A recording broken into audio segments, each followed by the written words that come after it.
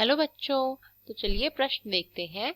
और प्रश्न है, निम्न में से कौन सा सर्वाधिक अधात्विक तत्व है। ठीक है, तो हम अपनी विकल्प देखते हैं। पहला विकल्प है 1:2, 2:2, 2p6, 3:1।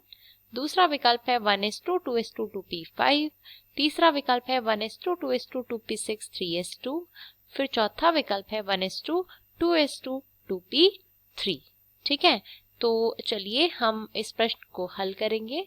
और सबसे पहले यह जो प्रश्न है, इसकी जो मुख्य अवधारणा है ये हम यहाँ पर लिख लेंगे।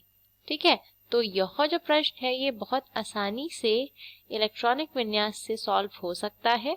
तो जो इसकी मुख्य अवधारणा है ये हम लिख लेते हैं यहाँ पर, इलेक्ट्रॉनिक विन्यास। ठीक है, तो हमें प्रश्न में पहले ही विकल्पों में सभी इलेक्ट्रॉनिक विन्यास दिए हुए हैं। हमें सबसे पहले इस प्रश्न को हल करने के लिए पता होना चाहिए कि आवर्त सारणी में धात्विक तत्व कौन होते हैं और अधात्विक तत्व कौन होते हैं। ठीक है, तो अगर बात करते हैं तो एस ब्लॉक के जितने भी तत्व हैं, ठीक है, और साथ में डी ब्लॉक के जितने भी तत्व हैं, ठीक है, एस और डी ब्लॉक के जितने भी तत्व हैं आवर्त सारणी में, ये सभी क्या होते हैं हमारे, ये सभी धात्विक तत्व होते हैं, यानी कि ये सभी धातुएं होते हैं। ठीक है, अब बात करते हैं पी ब्लॉक की। ठीक है, तो जो पी ब्लॉक है, पी ब्लॉक के जो तत्व हैं ये अधात्विक होते हैं। ठीक है, तो पी ब्लॉक के तत्वों की अगर बात करें तो ये अधात्विक तत्व होते हैं, किंतु इन अधात्विक तत्वों में भी क्या होता है, जैसे जैसे हम ऊपर से नीचे की तरफ चलते हैं, ठीक है, टॉप टू बॉटम, तो ऊपर से नीचे की तरफ चलने पर क्या होता है, अधात्विक गुण कम होता जाता है और धात्विक गुण बढ़ता जाता है। इसीलिए ऊपर से नीचे की तरफ पी ब्लॉक में जाने पर हमें कुछ कुछ धातुएं मिलती हैं, क्योंकि ऊपर से नीचे को जाते समय धात्विक गुण बढ़ता है, तो हमें कुछ कुछ धातुएं जो है नीचे को जाते जाते मिलती है। तो सभी पी ब्लॉक तत्व जो है वो अधातुएं नहीं होती हैं, यह हम कह सकते हैं। लेकिन अब सर्वाधिक अधात्विक तत्व कौन होगा, तो पूरे के पूरे पी ब्लॉक में भी सर्वाधिक जो अधात्विक तत्व होते हैं ये होते हैं हैलोजन्स। ठीक है, क्योंकि अधातु वो होगा जो आसानी से इलेक्ट्रॉन बाहर नहीं देगा। ठीक है, तो हैलोजन जो होते हैं ये सबसे ज्यादा विद्युत ऋणात्मक होते हैं और इसी वजह से ये इलेक्ट्रॉन को ग्रहण करने की क्षमता रखते हैं और इलेक्ट्रॉनों को आसानी से बाहर जाने नहीं देते।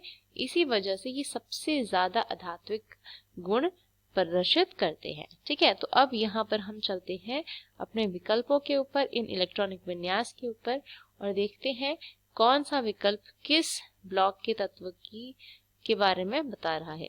तो जो पहला इलेक्ट्रॉनिक विन्यास है यहाँ पर है 1:2, 2:2, 2p6, 3:1, यानी सबसे बाहरी इलेक्ट्रॉन s में गया है, यानी कि यह एक s ब्लॉक तत्व है। ठीक है, दूसरा विकल्प देखते हैं, यह है 1:2, 2:2, 2p5। इसमें p ब्लॉक में अंतिम इलेक्ट्रॉन गया है, अर्थात यह एक p ब्लॉक तत्व है। तीसरे विकल्प में हम देख रहे हैं 1:2, 2:2, 2p6, 3:2, यानी कि इसमें आखिरी इलेक्ट्रॉन s में गया है, यह s ब्लॉक तत्व हो जाएगा। और फिर है 1:2, 2:2, 2p3, यानी कि यहाँ पर भी आखिरी इलेक्ट्रॉन p ब्लॉक में गया है, तो यह p ब्लॉक तत्व होगा। ठीक है, अब हमसे पूछा गया है इनमें से अधात्विक कौन होगा। तो जैसा कि मैंने बताया, s और p की अगर हमें तुलना करनी है तो p वाला अधातु होगा, s वाला धातु होगा। तो p वाले भी यहाँ पर दो हैं, एक तो विकल्प D और विकल्प D। तो इन दोनों में से भी सबसे अधिक अधात्विक कौन होगा, देखिए। तो अभी अभी मैंने बताया कि सबसे ज्यादा अधात्विक जो है पी ब्लॉक के अंतर्गत होते हैं हैलोजन्स। ठीक है, और हैलोजन का जो सामान्य इलेक्ट्रॉनिक विन्यास होता है वो होता है Np5, यानी इनके p में 5 इलेक्ट्रॉन होते हैं।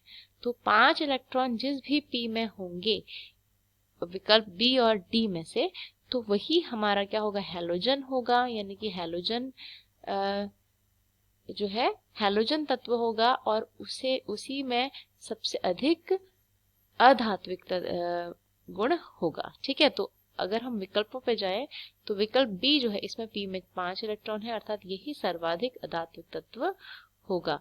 तो सही उत्तर होगा विकल्प बी, बाकी के विकल्प गलत हो जाएंगे। ठीक है, तो जो उत्तर है ये हम यहाँ पर लिख लेते हैं, ये होगा विकल्प नंबर बी।